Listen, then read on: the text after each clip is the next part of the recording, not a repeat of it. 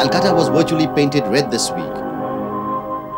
And as the 16th Congress of the Communist Party Marxist met to take stock of the party's progress, the comrades decided to move a little to the center from the left. Introducing the draft political resolution of the Communist Party Marxist, CPM, Party General Secretary Harkishan Singh Surjit said the party alone could not meet the challenge to the nation's unity. Interestingly, the 15th Congress of the CPM in Chandigarh had identified the BJP and the Congress party as the main threats to the country. The party's softening of the stance vis-à-vis the Congress party is being seen by many as an ongoing ideological clash between the moderates and the hawks in the Politburo.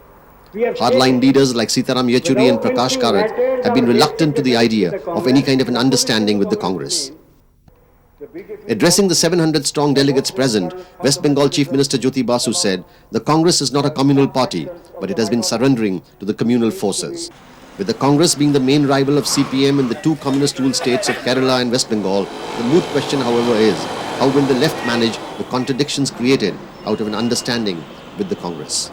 The Central Committee of the CPM, which consists of hardline leaders of the left, had then scuttled a move to propel Mr. Basu into the hot seat.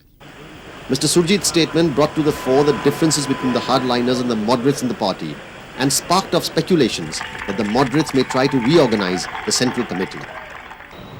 However, what has gained significance after the Communist Party convention is the impact of the left's new strategy on the fluid political scene in India.